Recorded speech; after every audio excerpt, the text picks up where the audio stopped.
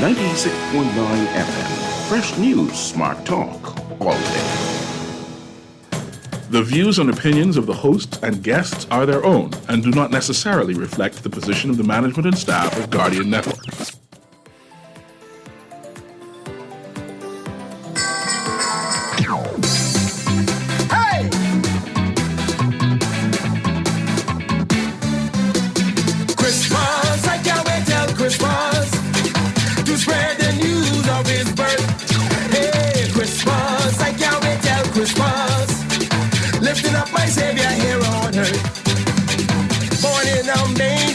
Gifted by strangers from far and wide they came. Son of the Most High came to save all mankind. Yes, Emmanuel's his name. Oh, Christmas, I can't wait till Christmas. Good morning and welcome to Guardian Radio AM. Today is Wednesday, December 12th? 13th. 13th? Where did 12th go? That was yesterday? Yeah, that's when I was being generous yesterday. It no longer exists. Okay, so today's the 13th. The 13th, yeah. Today's the 13th, and it's a little after 11 o'clock in the morning. Once again, this is C.A. Newry, and I shall be your host for the day as we continue our Mash Up Wednesday. Mash Up Wednesday is when we combine both shows together. Mash two shows together, form one show, where we combine On the Clock with Aaron Green with Guardian Radio AM with C.A. Newry, and where we analyze what is trending or what is concerning inside the news. Recently, when I say recently, we've had a series of international bodies who have been critiquing the Bahamas. We, the Bahamas, have employed a number of international bodies to scrutinize our policies and procedures. We pay people to do that. That is their job. They be signing on to treaties and organizations to say that they will monitor what we have committed ourselves to do. Recently, we had a recent critique. Who was this critique by? The critique is given by the United Nations Working Group on Arbitrary Detention.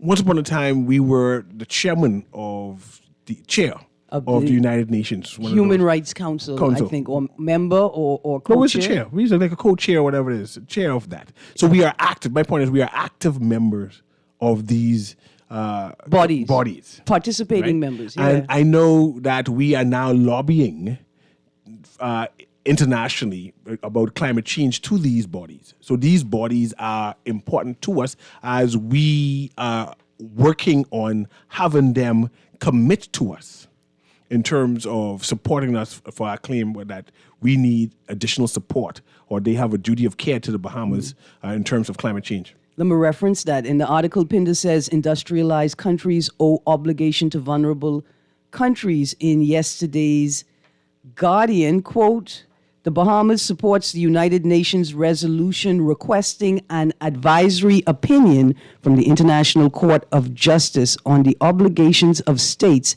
in respect of climate change. That being said, the United Nations and their response, their critique is important to us.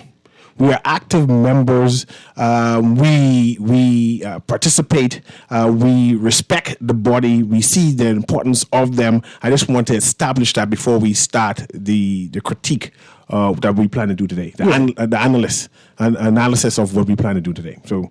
We are part of the United Nations body. We have one or two concerns, I'm sure, like every other country, but we want to express that, yes, we are part of that body. Right. And we see just recently the Prime Minister referencing a UN, I guess, petition or resolution to challenge the operational culture or practices of supragovernmental, which means like made up of many governments, agencies around economic rules and regulations, global economic rules and regulations, right? And so the Prime Minister say, hey, we are pleased that the UN has stepped up and said that what you guys are doing to smaller countries is problematic, right? And so there are times when we actively engage in the work of the UN. There are times when we actively critique the work of the UN, right? And member states have the right to do that. Yes. So let's go. Do you have the article on where the UN critique us? I want us to understand what is the critique, and then we will respond to that. All right. So the article, the story was covered heavily in both of the papers, right? Okay. In the Guardian, the headline is UN Groups Alarm on Detention Process. In Monday, the 11th paper, in the Tribune, UN reports on detention flaws, forced confessions, and prison problems among issues noted by the group. You want me to read? Yeah, man.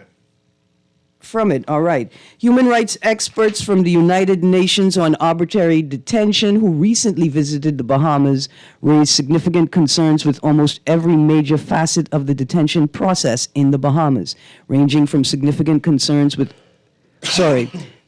allegations of police violence to obtain confessions to the inhumane conditions at the Bahamas Department of Correctional Services.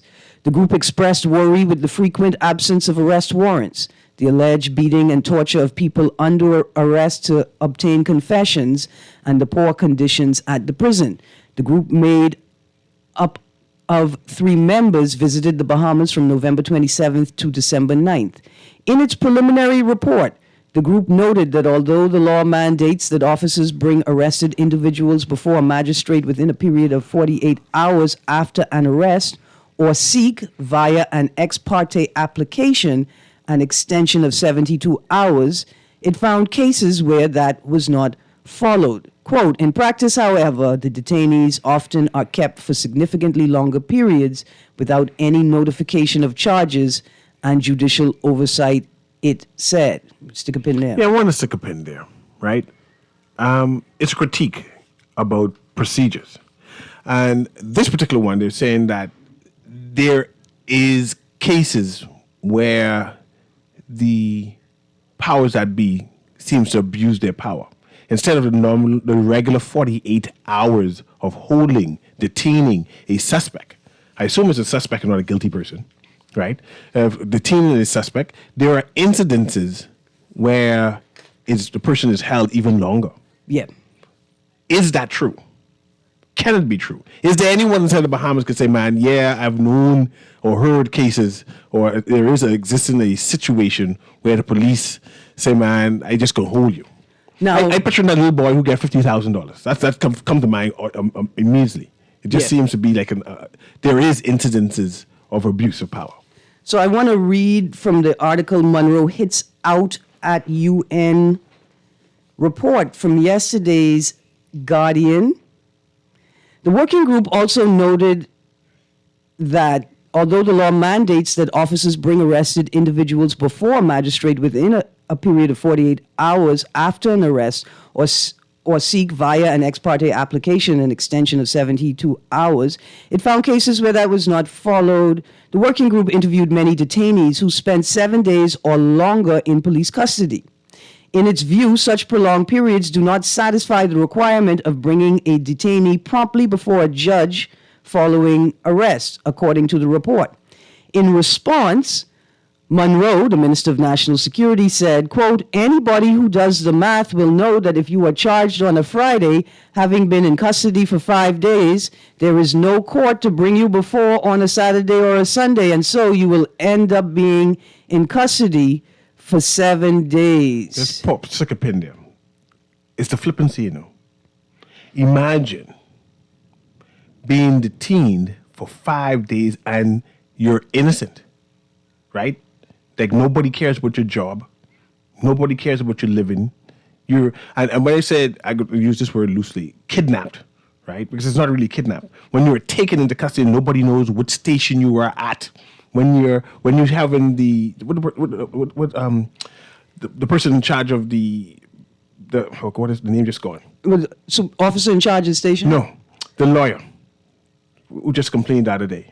Oh, the president of the Bar Association. Bar Association saying to the police are not allowing them to see their clients. The Bar Association president saying point blank, there's an abuse because you go there for your client and they're not allowing you to see your client. And then you see the Minister of National Security say, man, of course you could be locked up for 5 days. Everybody should know that if you get charged on a Friday, you ain't expect to get no China justice no time soon until 5 days later.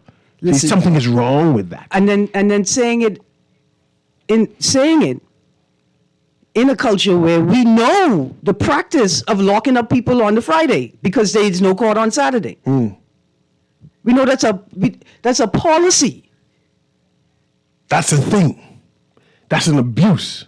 And so when you see the national security is referencing, knowing the culture of our police officers at times to purposely do this, someone needs to be concerned. Yeah. And why is it that you can't have magistrates court on a Saturday? Why is it that you can't? I mean, we have a judicial backlog.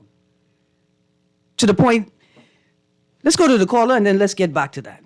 Good morning, Good morning, caller. Go ahead, caller. I can hear you.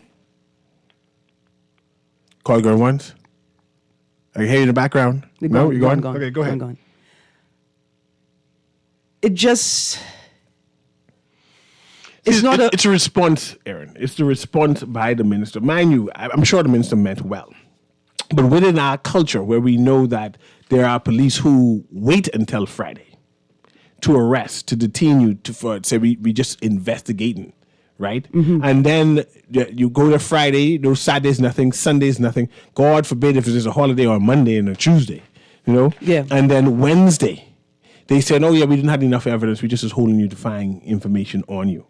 See, that's a problem. That's abuse. They also speak to the mandatory, the police can detain you for 48 and then extend it to 72 hours, right? And they just say they.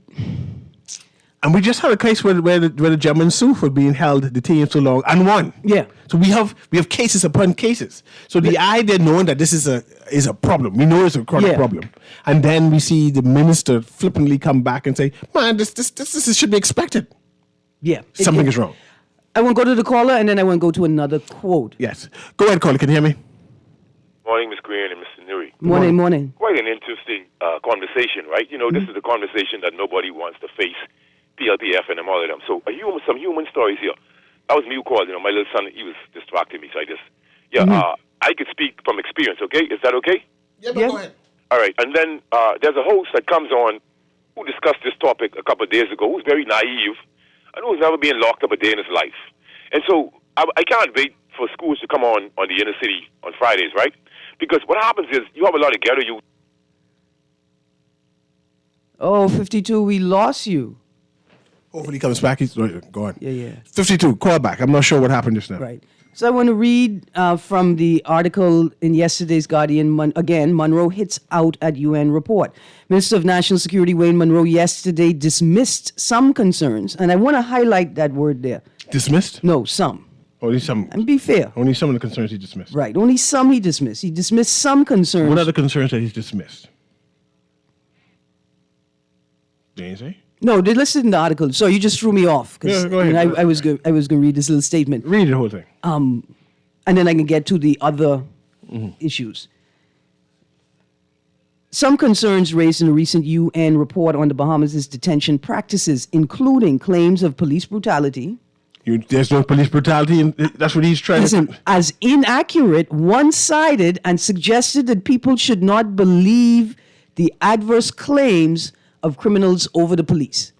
The criminals are not guilty? The criminals are guilty. Man, I have innocent people who claim that police is... So first off, let's start. Hold on. First off, let's start here. The group that he's responding to is the working group on arbitrary detention. These are people who have not been convicted of a crime yet. So these are innocent people?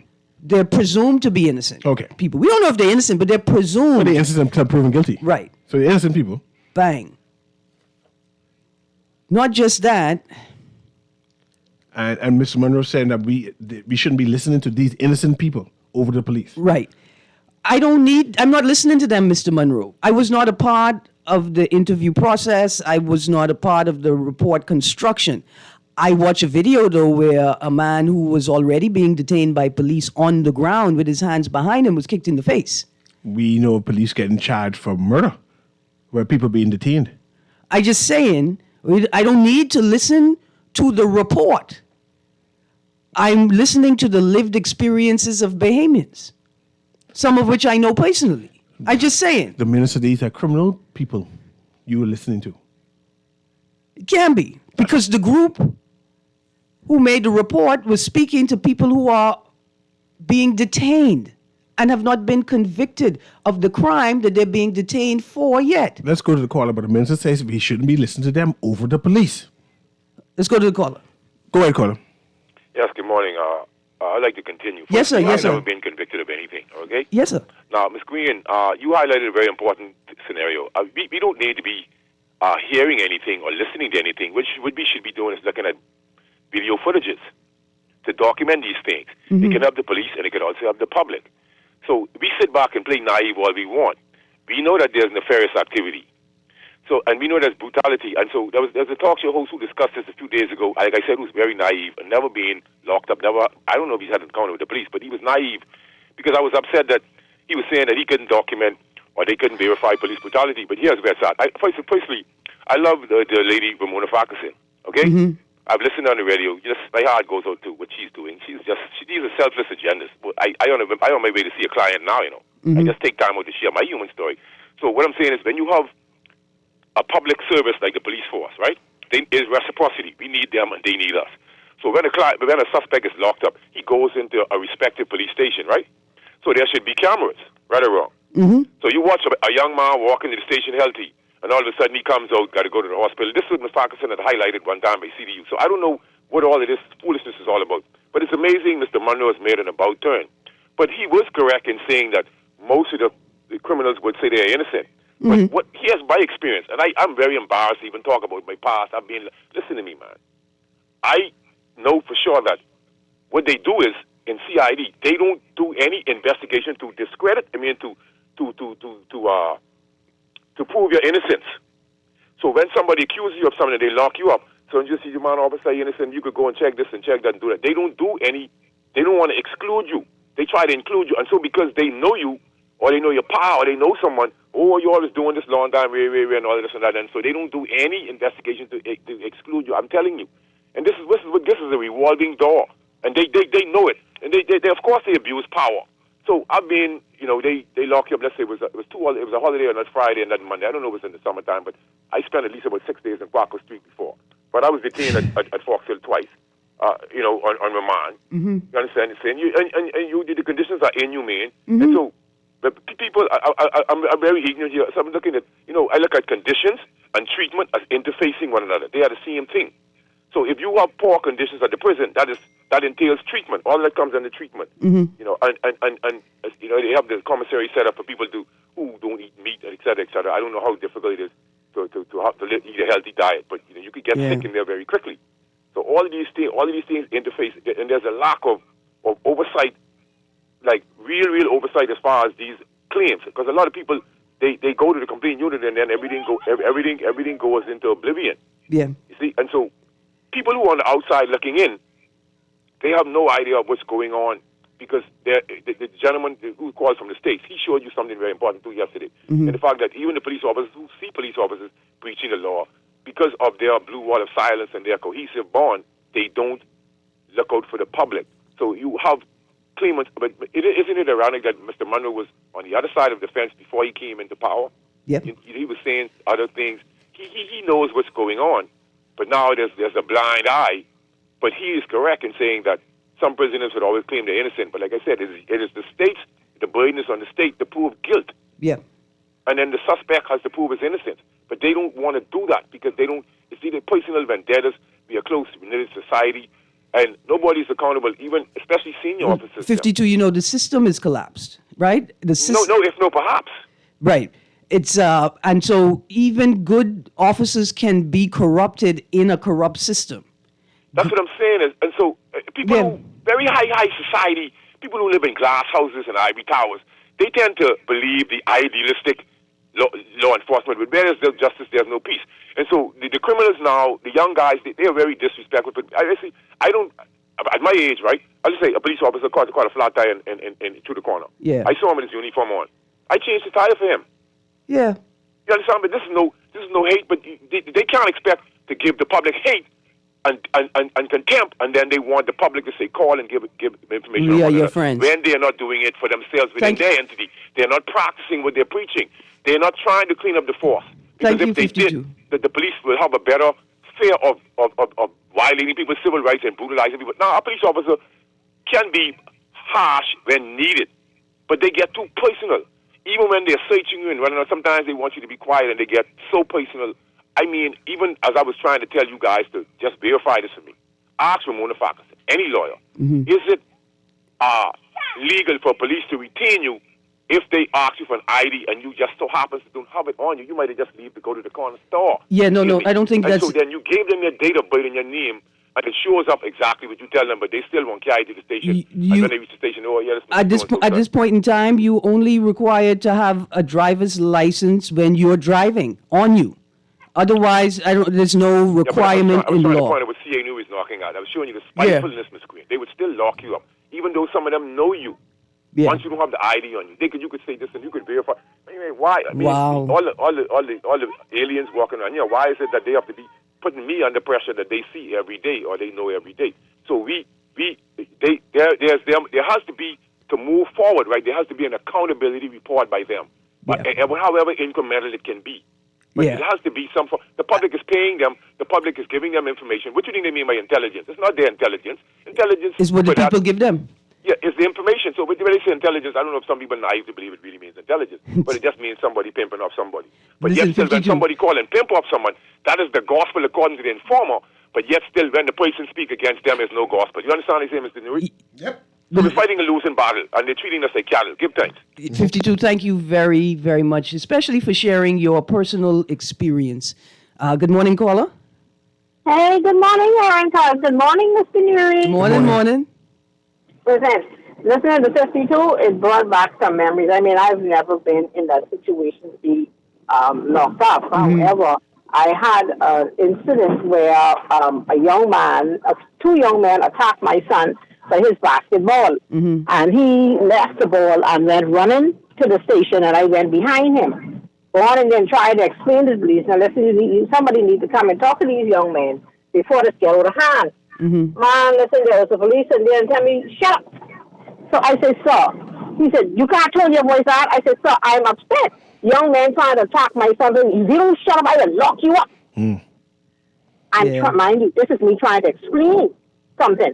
And I had to shut up and allow my son, to go and call his father, because according to this, he don't discuss with women. He needs a man to discuss. So if I didn't shut up, I would have gotten locked up. That's what the police officer told you? He don't talk to women, he only talk to man? You're going to jail, He Aaron. don't discuss with women. He only Cousin, discuss with men. hang up this phone I here. was around when it happened, so I thought I would have been the better one to give the information. Yeah. However, I got shut up and ran out of the station. Cousin, come on. Okay, I'm not disbelieving you. I just running hot, so I have to end this call. Look at that. Thank you for sharing your personal experience with us today. Yes, ma'am. Absolutely. See, Newry, it's the thing. I've had lots of interactions with the police, and the vast majority of interactions have been positive. The next set have been kind of neutral, and then the minimal part of it has been bad interactions. This is what I would ask The you. majority of the police are good people who are operating in dysfunctional systems that just entrench the worst parts of the policing culture. And 52 made a point about this blue wall. It's not just like, oh, I'm a part of the blue gang now, and so I must stand with other police officers. Some officers are afraid. They're scared that they will be met with violence or retribution if they speak up. This is what I want to ask you. Intent. What is the intent of this organization's report? Is it to shame us? Is it to make up stories on the Bahamas? Is it to craft stories to make the Bahamas look shame? What is its intent? And I believe once we understand the intent of the organization, we can analyze the response of the minister. All right. So the body itself provides a number of functions, right? One is that it is a resource for governments and state agencies to be able to access programming and platforms or portfolios of other jurisdictions, as we share information, technical support and capacity building That's one function of the organization, right? The Bahamas delegate could go to a delegate from another country and say, hey, we read your report. We saw some excellent things in there. Can you connect us with these people? Can we sit down and talk about how we could implement these programs in the Bahamas? Another function is that NGOs, civil society organizations, can use this mechanism to hold its government to account on particular issues. See, when I read the report, I felt shame. Mm-hmm. I didn't feel like they shamed me, but I felt shame because these are the very same things that Fred Smith been talking about for 10, 20 years. So there are local organizations who have made the same claim. Right. And now an international organization come and say, yes, we've observed this. The same thing. And they didn't say we observed. They didn't come in and say, oh, look, we observed the same thing Fred Smith say he observed. They just said, we observed this. And now people on the ground are saying, but hey, Fred Smith said that 20 years ago. So was there a need to be defensive here in the report? Go on the defense, say, no, you need to prove this? Or instead of saying, okay, I'm going to analyze what you've said, and if it's warranted, I'm going to correct the issues? But that would have been a better approach. There's never, not only is there never a need, there's always a need to defend, but you don't ever go on the defensive in these spaces. You go on the offensive by saying, this is what we've done. For example, when the Minister of Immigration and National Insurance, Alfred Sayers, responded to commentary from the same working group on aspects of the detention center, specifically the need for more interpreters, Sayers' response was, we see the report, we acknowledge that we need to expand the number of existing interpreters. He said, look, they're right. But I just want to make this point. We have interpreters, and we're actively recruiting more interpreters. That's what he said. So why couldn't Wayne Manu do something like that? I don't know. Because he's a defense lawyer, so he stay on the defensive. That's what I assume. As a defense lawyer, he stay on the defensive.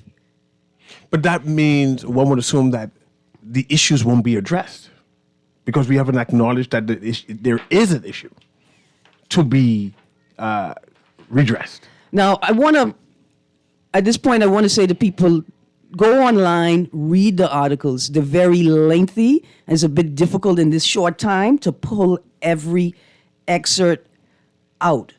But the article does reference the minister acknowledging that from his perspective, some of the recommendations are sound and they are moving on them.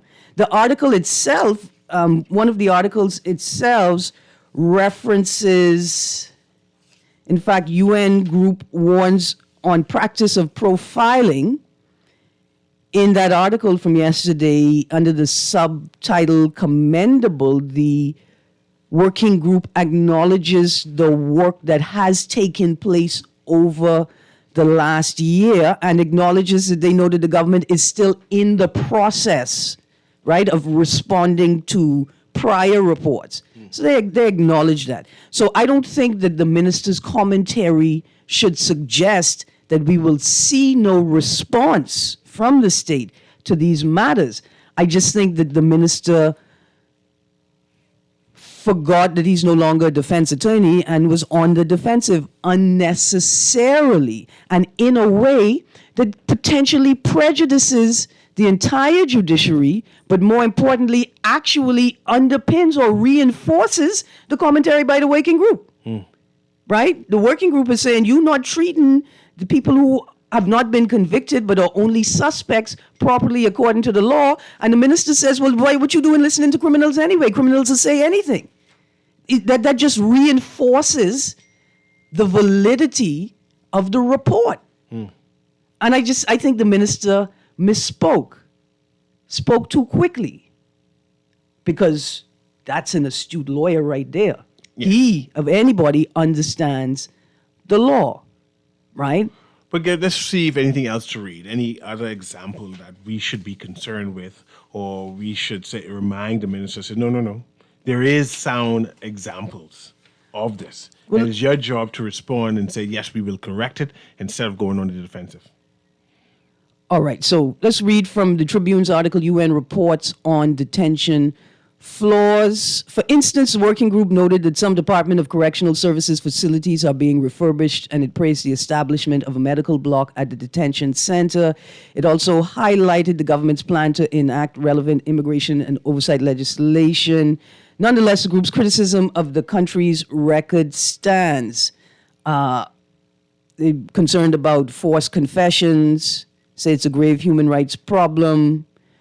The working group was told that people are tortured for confessions. The group found the evidentiary threshold to prove a confession was made under duress high, with the burden of proof on the defendant. Mr. Monroe came back and challenged that assertion. So there's no such thing as forced confessions, or there's no overwhelmingly concern. There shouldn't be a concern with forced confessions. These people voluntarily confess their crimes. Yeah, without any coercion by the police. That's what somebody's saying. I ain't saying it. Arrest practices from the same article. Many detainees the group interviewed were never presented with a warrant, and the report characterizes the powers of police to arrest without a warrant as too broad. The working group considers that such expanded exceptions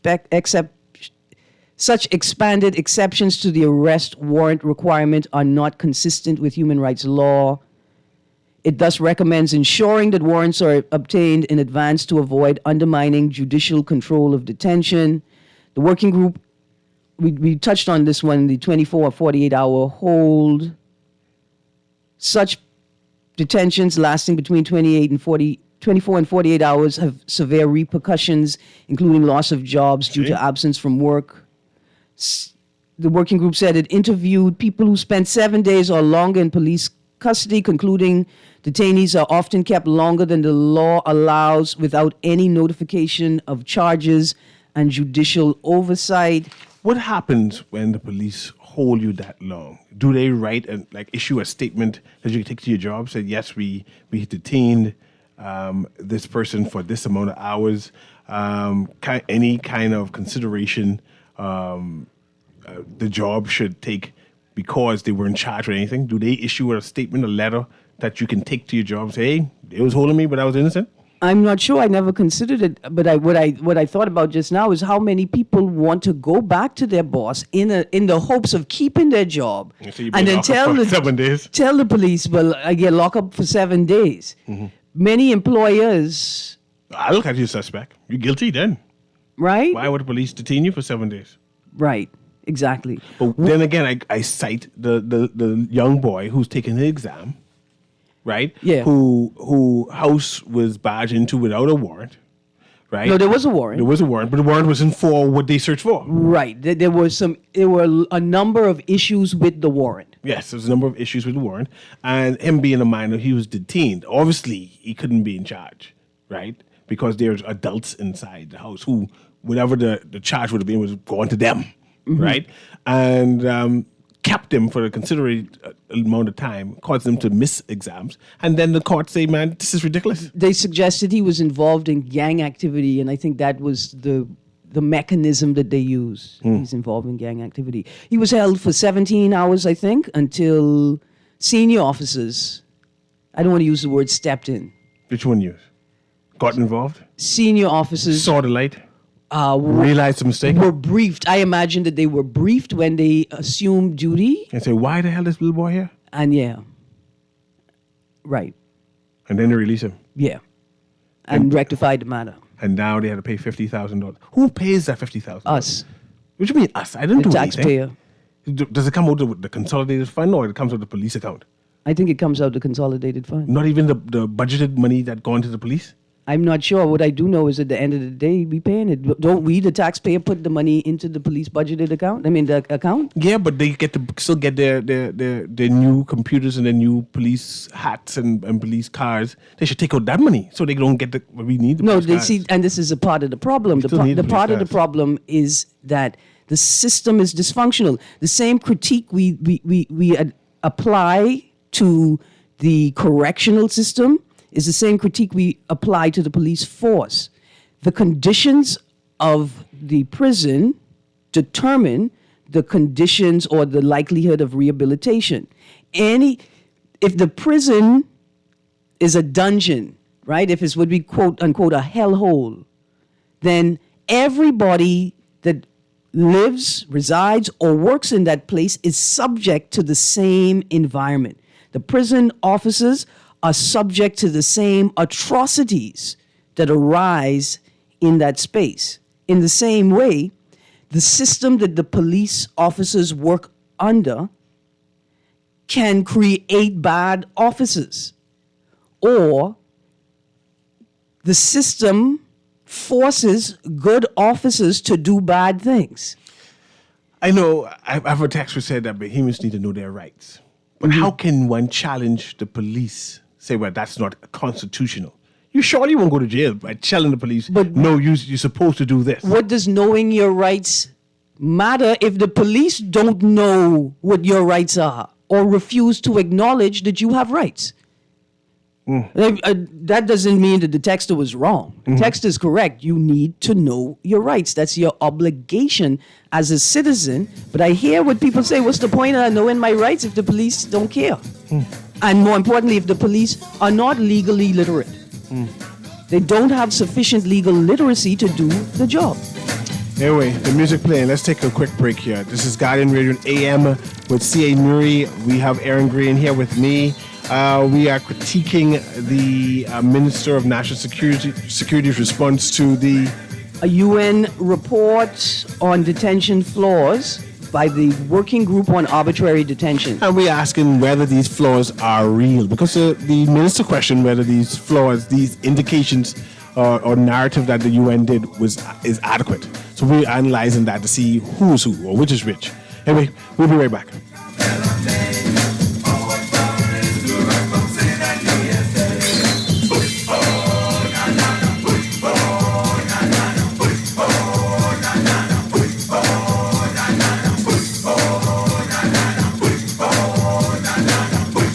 You're listening to DJ. Every day, countless Bahamians fall asleep hungry. But by working together, we can change this. AML has committed $20,000 to provide nutritious meals for those in need during the holiday season. As the holidays approach, help spread love and hope by supporting AML's 8th annual Feed 5000 program.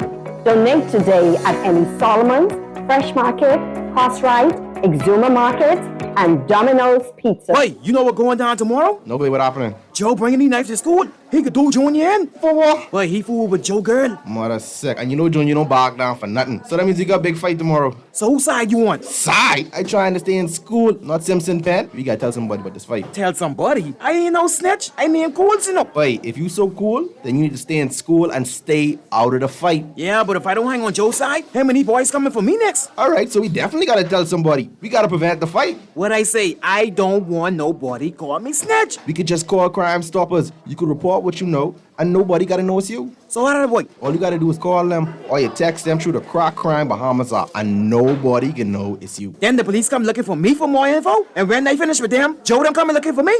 When you call Crime Stoppers, the call go directly to Miami, and they don't ask nothing about you. Then you can get the pen from them, and they can claim a reward later using that same pen. Plus, everything's scrambled, so nobody can read what you said. Call 328-8477 from Nassau or 242-300-8477 from the Family Islands. Hello? Hey girl, what you saying? I just was calling to check up on you. Hey girl, everything fine, but I just can't talk right now. I gotta go to the clinic. The clinic? Everything okay with you? Yeah girl, everything fine with me. I just trying to get this little one ready because he has an appointment for his childhood vaccination.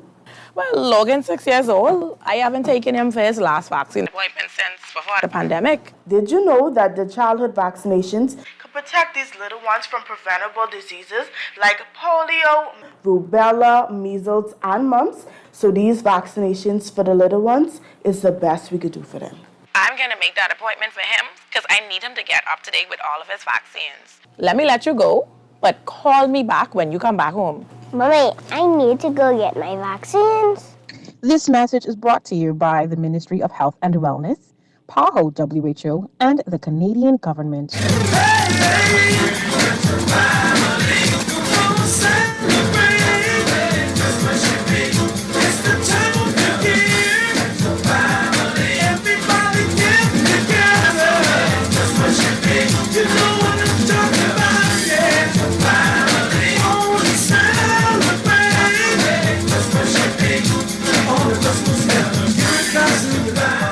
morning and welcome back to Guardian Radio AM. This is CA Newry, and of course Aaron Green is with me. We are having a man down mash up Wednesday. This is when we mash up to get two shows together, have one show, and we are analyzing the news today. We were analyzing the UN's report on detention floors, and I want to know how important are these UN reports. Is this something that we should respect? Is this something that we should embrace and say, okay, thanks for the report. We can learn from it and respond to it. Because there are a number of reports coming out. Mm-hmm. And we, in general, the Bahamas, right? We see the IMF reports. We are seemingly getting in defense of saying, no, they're always picking on us. There's no merit inside these things. We should not look at these reporters any credence. They're just first world countries bullying us developing nations. Is that so? When we're talking about financial issues, we tend to see a lot of bullying going on. They're not going to call it bullying, right? But it's the power dynamic, right? Nobody at the top is ever going to say that they're a bully. They're never going to acknowledge a dysfunctional power dynamic that advantages them. When it comes to entities like CEDAW, the Convention on the Elimination of Discrimination Against Women, when it comes to the conventions around racial discrimination, when it comes to this particular group, working group on arbitrary detention, these reports can be used as a resource or a tool. We don't like CEDAW either. They say there's foreign women, them trying to dictate to us. Right. And they go anti our culture. Pause. Then we look at what it is that they're saying. They're speaking to human rights issues, right? They're speaking to things that we should already be concerned about in the country. And that's why I'm asking you, are we concerned about these things? These things seem to be foreign oriented. And that's why I'm asking whether we should be given any credence to places like the United Nations when they come with these reports. I think that the man who got kicked in his face while he was prone on the ground in front of, across the road from Pompey Museum. He's a threat to the police. On the ground with his hands already behind his back, Mr. Newry. See, the police was concerned and scared. He may have been a threat to the police, but when they detained him and put him on the ground with his hands behind his back and stood over him, two officers, what threat did he constitute at that point? He was mouthing off. And our police, had to make sure he knows not to mouth off in the future. That's why he have no teeth. But let's go to the caller there. Go ahead, caller. Can you hear me? Hey, morning, Mr. Newry. Morning, Miss Green. How you doing? Morning, sir. How are you? I am excellent, man. Thank God for life, and I hope that you all have a great holiday season. Mm-hmm. But my question to you and to Mr. Cecil, mm-hmm. when these people come into our country to give their assessment about either the prison, the detention center, wherever detainees are, mm-hmm. all right, whether you're a foreigner or you're a Bahamian, whatever, mm-hmm. Their country that they come from, right? Mm-hmm. Are they living up to these same standards that they want other countries to live up to? That's one. Mm-hmm. And my next question, do we have any Bahamians, like, raw-born Bahamians, not Bahamians that live abroad, but, what we call natural Bahamians? No. When you say Bahamians, you mean the Bahamians who have to experience the BPL blackouts? Like right, you live in the Bahamian experience. Okay. Yeah. Do we have Bahamians, right, mm-hmm. on these international boards? When I say that, I'm talking about who visit other countries. I know at times they have, like, the police, or I guess they have the, mm-hmm. whatever departments, defense force visit different countries. But I'm talking about on these international boards, whether it's human rights or this new group of people. I'm just asking because I do not understand for the life of me. Mm-hmm. How is it that you can come into my country mm-hmm. and tell me we need to fix the traffic light, but in your country the traffic light is off?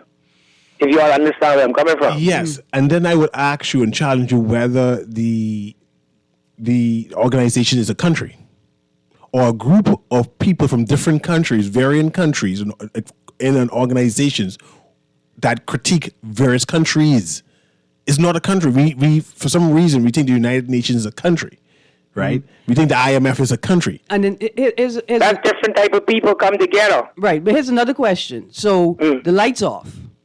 A working group on vehicular safety comes to the Bahamas and says, hey, that light's off, and that's a major problem.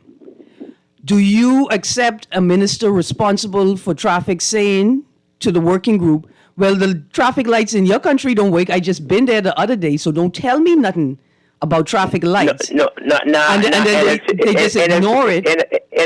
In a situation like that, if I'm a minister, I wouldn't say that because two wrongs don't make one right. But would you fix the light? Most definitely, See, of course. For me, on the ground, right, I could excuse you telling the people your lights ain't working in your country, be easy how you talk to me if you were actively fixing the light in your own country. And so my question is, does the fact that they are foreigners from foreign bodies, does that discount what it is they're actually saying? No, of course not. Yeah. Miss Green and Cecil, I mean, in life today, right? Two wrongs don't make one right. Not because it might be substandard conditions, let me pronounce my word right, in our country. And in your country living differently. If people given their assessment, especially if they come in from abroad, sometimes it is hit, us sometimes, but in reality of it is the truth. Right? We cannot dissect it, we can't run from it, we gotta come through the doors of the truth. Yeah. And at the end of the day, all I'm simply saying is that when people, I hope that sometime in the near future that, the government can form a body of people, maybe yourself and other, activists and different stuff, and you go to different countries and you have the same assessment that they given about your country. It's only fair, right? Mm-hmm. Y'all have a nice and a holiday and a safe weekend. Yes, and a safe holiday. God bless you all. Yeah, man. Haven't heard you in a long time. Thank you so much for calling in. Wait. I see you was in Grand Bahama. I see you working. I see you working. Working, of course. Yes, money making. Thank you, sir. Yes. Blessings. Take care. Have a wonderful day. Mr. Newry, I think, again, what's important to note is that there are two separate conversations that can take place, right? The minister wants to say to the working group, listen, I don't like your tone. I don't like you express what you said. But is the minister also acknowledging the validity of what they said? Yes, and the difference in approach by the varying ministers. The immigration minister approach was different in contrast to the Minister of National Security. And should we, and we have critiqued before, right? Say, Minister, I understand what you're doing. However, tune. Yeah, and I just, I want to read a quote. I'm just remind me of the time, Mr. Newry. We have about 6 minutes. All right, I want to read from the article. Here we go. He urged Bahamians to trust law enforcement and not the, quote, adverse, close quote, report findings. Quote. Then let's say that part again. He wants us to do what? He urged Bahamians to trust law enforcement and not the adverse report findings. Now watch this. Why couldn't the minister he could have urged us to trust law enforcement, to trust that they are improving their self-policing protocols, trust that they are aware of their deficiencies and they're working on them. Like, why couldn't he say, read and digest the report with a critical mind and trust that law enforcement is working to improve itself? Why couldn't he have said that? And watch me bait you. What's the difference? But what you said just now, why couldn't he say it? And what he did actually say? Because he pit the two against each other. Yeah, you make one, disparage one. He said he's suggesting that to trust the police, you cannot believe what the report said. And that was unnecessary. I'm going to continue from that quote.